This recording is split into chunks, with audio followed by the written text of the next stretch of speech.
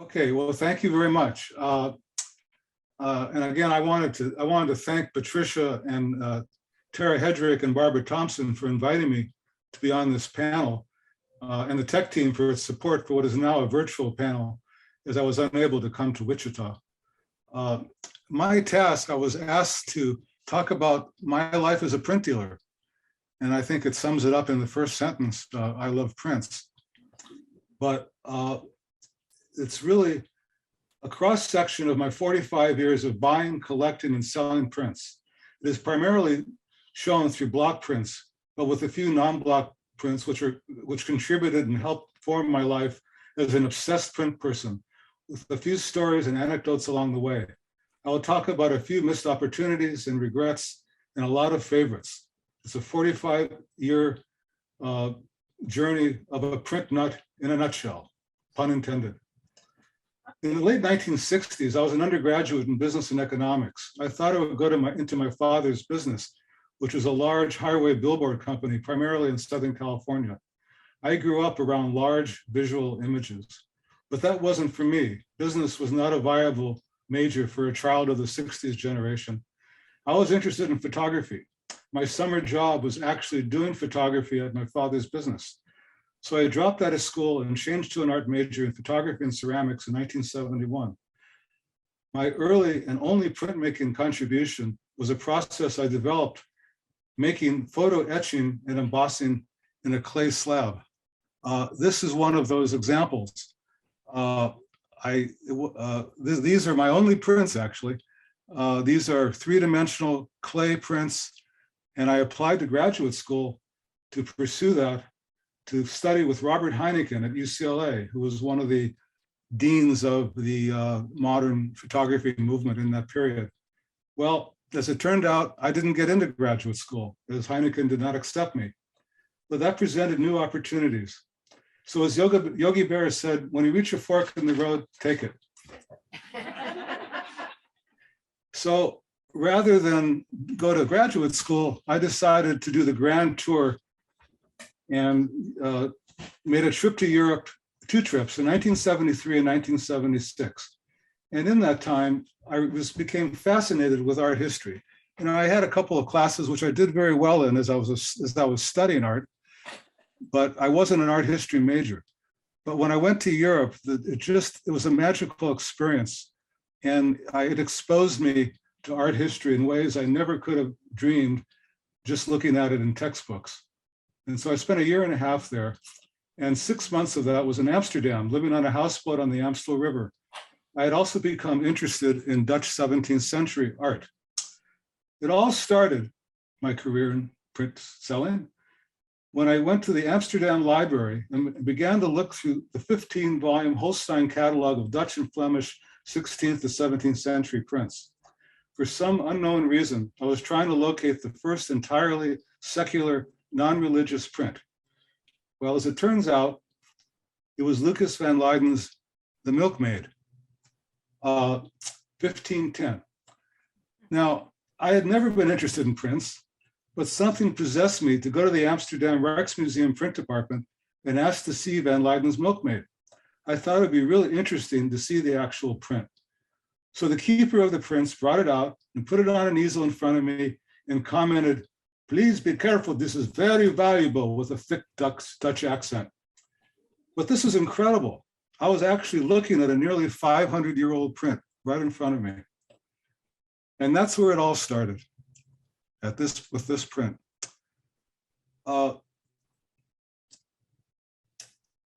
My interest in woodcuts really started immediately thereafter. Shortly before my return home, I went into an Amsterdam rare bookstore and found a group of illustrated London News newspapers from the 1860s. Much to my fascination, I discovered they were full of wood engravings of the American Civil War. As I was leaving Europe to return home, I wondered if I might be able to sell these in the US and make some money. So I bought them. When I returned home, I started reading about illustrated newspapers and other prints at the UCLA Art Library. I would spend endless hours looking through books and articles on printmaking and printmakers. I started prowling around bookshops and antique stores, And I almost immediately came across a box of Harper's Weeklies in a Hollywood rare bookshop. All Harper's Weeklies from 1860s to 1870s. And they were profusely illustrated with wood engravings. So I found their content fascinating as they contained original prints. Harper's had prints by Winslow Homer and others. I was especially struck by the political cartoons by Thomas Nast. I bought the box and proceeded to teach myself mat cutting, and I went around antique stores trying to sell matted pages of wood engravings. I sold my first print in July 1977, just shy of 45 years ago. It was an interesting ride ever since. Without a formal gallery and teaching myself about prints, I purchased, collected, and sold thousands of prints and shows all over the country. It's hard to believe. Countless collectors have my prints. And by my count, 54 museums have found things in my racks and show walls to add to their collections. Many have made multiple purchases over the decades. One of the first prints I sold was Winslow Homer's wood engraving called The Sharpshooter. I sold it to an antique dealer for $35. As I continued my study of art, I learned that it was actually a really important print, and I panicked that I sold it too cheap. So I went back to the antique dealer and offered to buy it back for $50, and he said, okay. But I continued to go to the UCLA Art Library several days a week to study and learn more and more about prints and printmakers, and started to acquire my own catalogs on the subject. Sotheby's, the major auction house, had an office in Los Angeles, and they had print sales every few months. I would go to the previews and spend 3 or 4 solid days looking at prints and trying to learn about them in the various media. And I want to just emphasize those actions, and particularly Sotheby's. If you really want to learn about prints and you really are serious, you have to look at prints. You can't look at them online today. You can't look at them in books. You have to really look at them. You have to feel them and pick them up and hold them. And that's how you really can identify the different media and the beauty of the paper and all the things associated with the print. I was always attracted to prints with political and social commentary, beginning with that box of Harper's Weeklies. It contained many Thomas Nast cartoons. Nast is considered to be one of the most influential 19th century American political cartoonists. He developed the Democratic donkey, the Republican elephant, and the modern image of Santa Claus, among thousands of biting political commentaries. And I now had a stack of them, and they were wood engravings.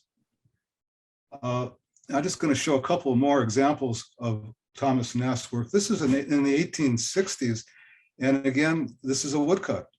In later years, they're actually transferred to a steel plate, but the original images were woodcuts. And these were there. They were real prints, and it was just so exciting to see them. And finally, by the way, on the left slide actually shows Thomas Nast, the little bearded man, and he's poking at Uncle Sam. And on the right is one of his post-construction political prints showing Black oppression, which he was quite sympathetic to, not the oppression, but opposing the oppression. The other artist that I managed to acquire initially was Anouar Daumier, the French political cartoonist. He produced about 6,000 prints. He's very prolific. I actually have bought them steadily for 45 years, and I have about 1,500. It's the most of any print artist that I have. But a little known fact is that Daumier also did over 1,000 wood engravings. There were little vignettes in Le Charivari, which was the publication that he worked for. But the thing that I always was really interested in, the ones I'm showing now, are American subjects. The one on the left is from a series of 4 prints that he did on the California Gold Rush. I'm always partial to California prints. And the gentleman on the left is leaving Paris to go on a ship to California, and the guy on the right is returning from California. And that was very typical of what really happened here, because most people didn't make a living. You know, Levi's made a lot of money selling blue jeans, and other companies made money, but most of the people who came here never made any money in the gold mines. And the print on the right is the arrival of the American ambassador to Peking. And this is one of Daumier's wood engravings, and it's on photography. He did do about a dozen prints on photography, and this is one of them. And it's a very rare print, and I do own this. It's in my possession. It's in the Genser collection.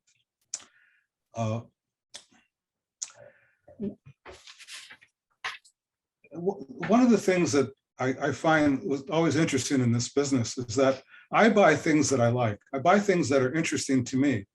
And a little brief anecdote, one of my many anecdotes, is a story by a longtime print dealer named Ray Lewis.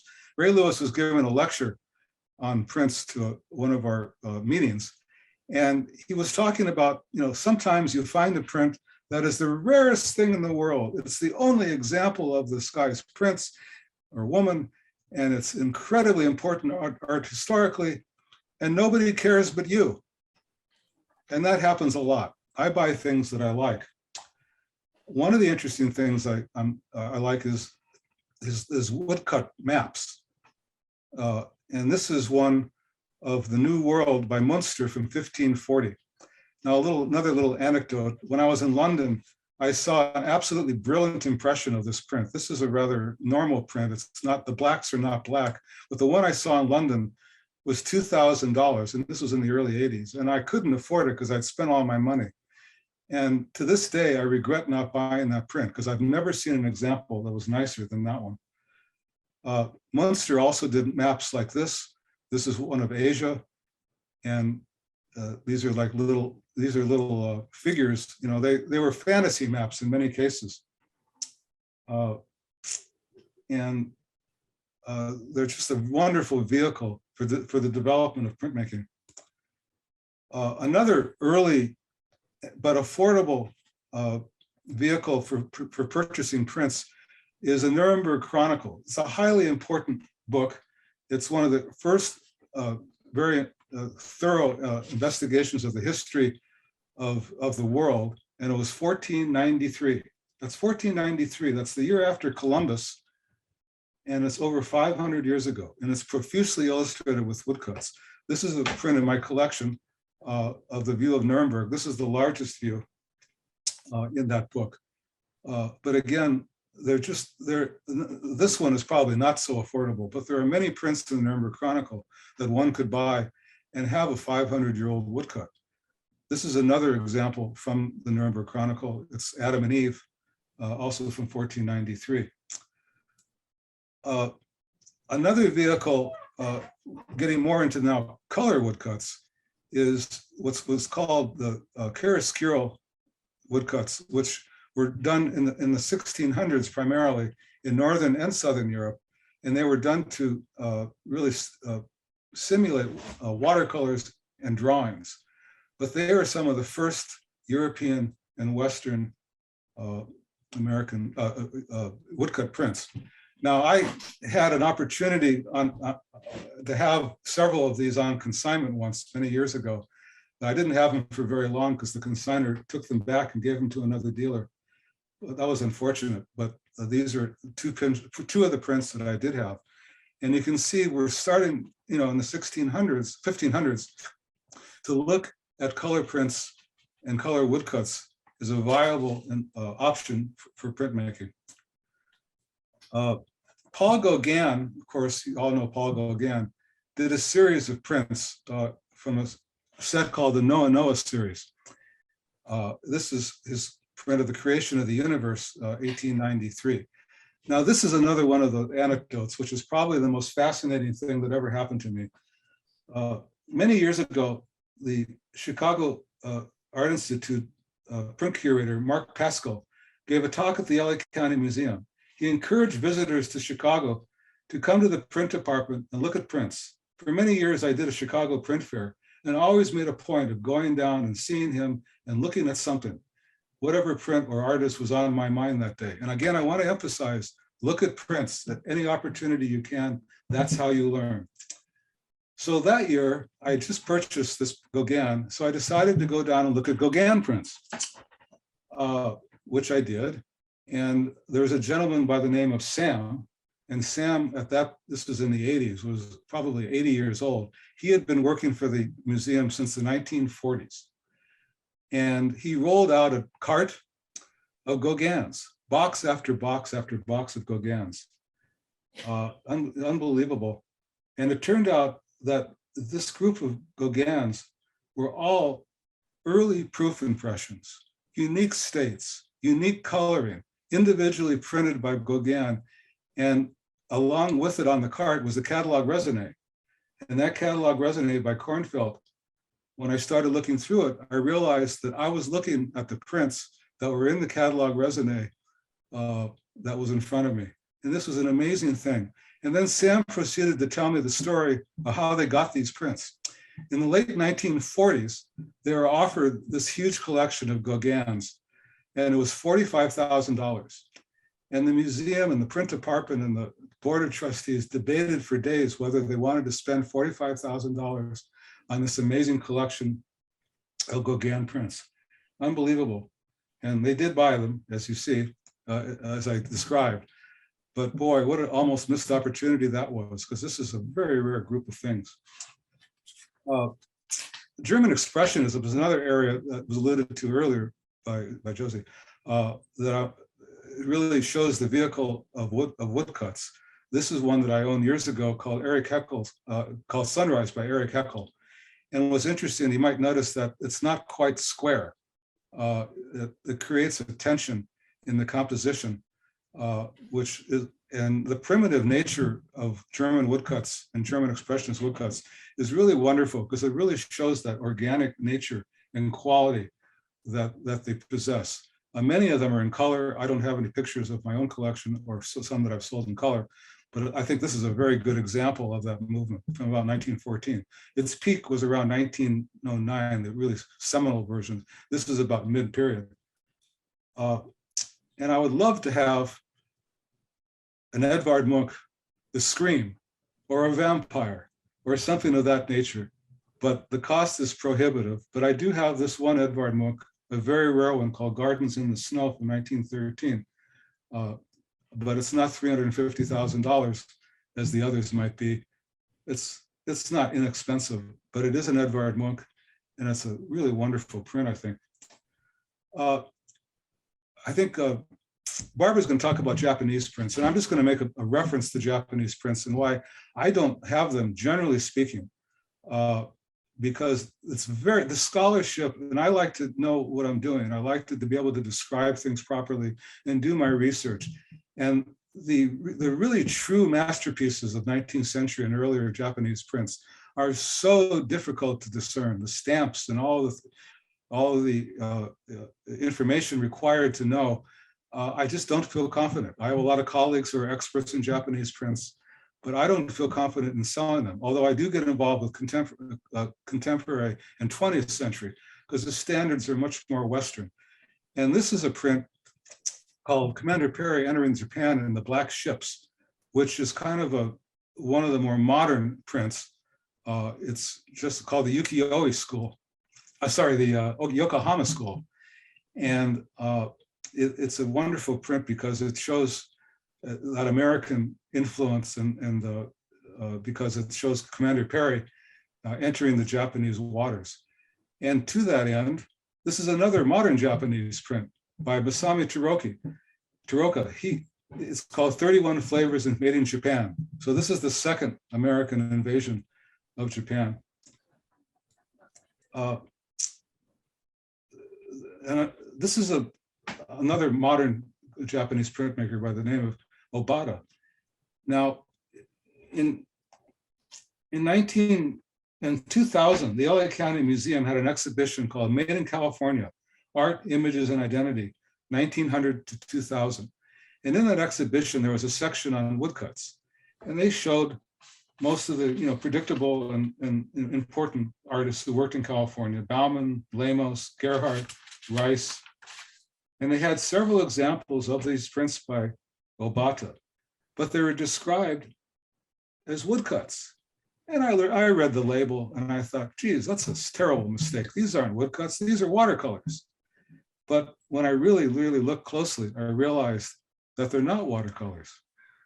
These are woodcuts by a master Japanese-American artist. They were printed in Japan and they're quite sought after. And most of them are related to Yosemite. He also did watercolors and other things that you see in the museums. But I just think these are just remarkable examples of the technique of color woodcut as it's translated into something like a watercolor, reflecting watercolor.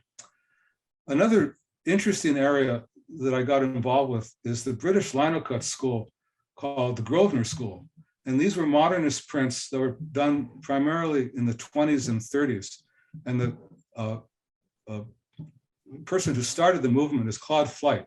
And this is a very early one, probably his most important and one of the most important prints in that group. It's 1921. This is one that actually came from the Graham Nash collection. And this is another interesting anecdote. Years ago, I went to a party, and the party had a gentleman sitting next to me who I started talking to, and his name was Graham Howell. And I asked him what he did, and he said, well, I'm the curator for Graham Nash. And I said, oh, really? And he said, what do you do? Well, I said, I'm a print dealer. So I said, well, you should come over. I have a box of prints you might want to see. Well, lo and behold, the box of prints contained about 25 of the Grosvenor School and other things. And I managed to get a hold of this. And for several years, I was writing checks to Graham Nash, which was really interesting. Right around that time, there was an opening, an art opening. It was a photography show. And Graham Nash was the master of ceremonies. And I kind of lingered at the end because I really wanted to talk to him and say, I'm the guy who's been sending you checks. But there were about 20 people around him, and slowly the crowd got smaller and smaller. I think he was avoiding me. He probably thought I wanted an autograph or something. So I got down to the me only, and I said to him, my name is Roger Genser, and I've been sending you money. He says, oh, Roger, thank you for your checks. So that was an interesting conversation. Another print called The Wave, the same title, is done by another artist, not from the Grosvenor School, but he's Australian, Murray Griffin. And Murray Griffin is well known for making very elaborate and decorative prints of birds and parrots. But this is one of his, in my view, really most beautiful prints. It's called The Wave as well, and it's about the same time as the Claude Flight wave. A couple other examples of the Grosvenor School and artists is Cyril Power, along with Sybil Andrews, who I will show in a minute. This is called the Tube Staircase. And on the right is a printer's proof. One of the advantages of doing shows, I do a print fair in New York every year, is that Redfern Gallery, who represented the Grosvenor School in the 30s and still has a sizable collection of them, does the show. And every year, before the show opened, I would go through their boxes and I would grab a bunch of trial proofs that they were offering before the print fair opened. And so I got to collect a lot of them. And this is one really good example of a trial proof of a major print, the Tube Staircase, and it's in reverse. And the other one I mentioned is Sybil Andrews. She's one of the key members of that group. This is called the Gypsies, 1939. Andrews, Flight, Power, and a couple others were the main proponents of that movement. And now I go a little bit back to Gustav Baumann. Gustav Baumann, I don't have to now give context for Gustav Baumann, but he also did about a dozen California prints. And one of my very dear friends is the Annex Gallery, and she made a reference to Gayla Chamberlain's fantastic catalog on Gustav Baumann. If you don't have it, it's an unbelievable work. It weighs a ton, and it's the most thorough thing that's ever been produced. I got this from the Annex Gallery in a trade about 30 years ago. And when I went up to see them, they're very dear friends of mine, on the wall were the wood blocks for Gustav Baumann's The Redwood. There are 8 of them. I don't know that this is all of them, but these are the ones that were there. So you can kind of see, again, how Baumann and generally woodcuts are done with multiple blocks, with multiple colors. Again, Arthur Dow was alluded to earlier. Arthur Dow came out to California and was influential in 1919. He also came out in 1912 and influenced the California Print Maker Society. And these are 4 prints based on a drawing on a sketchbook that he did in 1919 as he was coming out to California. I really love juxtaposition of various states of prints. And this is Francis Gerhardt, who I, of course, have done a lot of work on. But following the Dow example, this is one, these are 2 that really show the difference in inking and printing that can be done from the same print. Every Gerhardt is different. In the case of Bauman, unless he varied the actual blocks, they're very, very meticulously the same. Gerhardt's prints are different, as these are from each other. And this is another Gerhardt that was exhibited, not this particular example, in the first Wichita show in 1922. A little story about this print. Many years ago, when I was doing my preliminary research on Gerhardt, I had an occasion to go to the Smithsonian's American History Museum.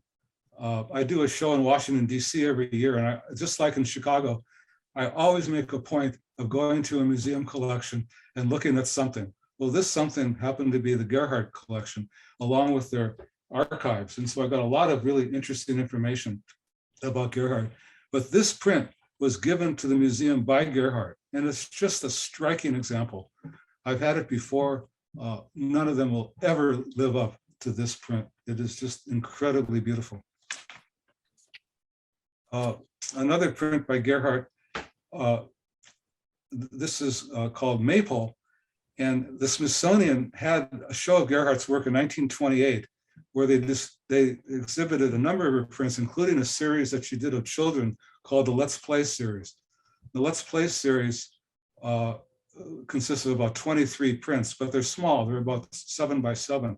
This is Gerhardt's largest color print, and it's 10.5 by 19.5 inches. And you can see a Gerhardt landscape in the background, and the foreground, of course, are these kids, twirling on the maypole. And it's a very rare print. One of my dear friends and collectors is a woman named Cricket. Funny name, but a great person. And she collected the Let's Play series and bought several from me and from Annex Gallery and several other dealers. But unfortunately, she passed away several years ago, and her whole collection of Let's Play was then donated from the will to the Huntington Library. So this print is now in the Huntington Library, and it can be seen by everyone. Another and largely overlooked area, I think, of color prints is the Mexican school, which I think Josie also made some mention of, but not about the woodcuts specifically. And this is a print by the leader of the Atelier Gráfico Popular, the workshop in Mexico City that started in the 30s under the leadership of Leopoldo Mendez, the artist of this print, and consisted of hundreds of artists, including Americans, who went down there to study printmaking. One of the earliest important Mexican printmakers is Jose Guadalupe Posada. And this is a picture by Mendez of Posada actually making a print. It's actually not a woodcut. He was doing engravings, but it's really a great example. This print actually ended up at the Spencer Museum in Kansas. The TGP workshop did a number of posters. They did a lot of prints. They did color prints. They did black and white prints. They did some lithography. And this was in celebration of the 20-year anniversary of the TGP. And you can see in the upper portion, someone carving a print, which is kind of interesting because it shows the method. And this is their 20-year anniversary celebration. At some point, out of the TGP archive, I purchased a study for this print. This is a very large pen and ink drawing. And this ultimately was sold to the Museum of Fine Arts in Boston. And I own this at one point. This is another example of the TGP. They did a series of sort of broadsides and posters called the Calaveras. And they were small prints that depicted the Day of the Dead and other events of that nature. And this one is a multi-page pamphlet, actually. There's many prints on the inside. And on the right, I have a close-up of Franco. Again, the TGP did highly political prints. This is one of them. And this is another one that got away. Diego Rivera. This might be his only block print, a linoleum cut. An interesting story about this was that the great collection of Dave and Reba Williams, referenced on the bottom, they had a sale of their holdings of Mexican prints at Sotheby's on November 1st, 2001. Now, I have done an annual print fair in New York around that time for over 30 years. And unfortunately, the sale is at the same time as the print fair opening. And so it was impossible for me to get to the sale. So I signed up for phone bids, and I bid on a number of items, some Orozco's and other artists. But when you give a phone bid, you give them the numbers, and they call you when your item is about to be sold. And the item, a couple items before this one, I was interested in, but this came up, and for some strange reason, it had a huge estimate. It died at the auction. It was hovering at around $2,500. And I'm yelling out the top of my lungs on the phone, bid, bid, bid, but in vain. Nobody heard me, and it was knocked down for $2,500. And this is the only opportunity I would have ever had to have acquired this print. Some other favorites of mine are Pedro Lemos. He's another artist who worked in California. He was the head of the Stanford art department, and he'd made some fabulous but very rare color woodcuts. I think this is one of his finest, The Top of the Hill. And Frank Morley Fletcher, I believe this is in the exhibition, and he was a highly important artist and influential, especially in California. He was a teacher of printmaking in London, and they flew him out to form and head the School of Fine Arts in Santa Barbara. And this is a California landscape called Salinas River, and it's huge. It's about 13 by 17 or 18 inches, but it has all the elements of Tao and the arts and crafts movement, and is one of the finest examples I've ever seen of this print. I've had it several times, and this is the one I kept because it's so, so beautiful. A little bit of humor. This is Charles Serendorf, another California artist. He did some rather boring and mundane landscape prints, but he also did caricature. As you know, I love caricature, and this is The Taxpayer. On occasion, I've worked with various estates, among them the Paul Landaker estate. And this is a print that I have on consignment from the Landaker estate called Demeter. It's a very rare print. I think it's an edition of only about 15 or 20. And along with it comes two studies. A drawing on the left, a preliminary drawing, and the one on the right is a study for the print that you can see the direct relationship between the two.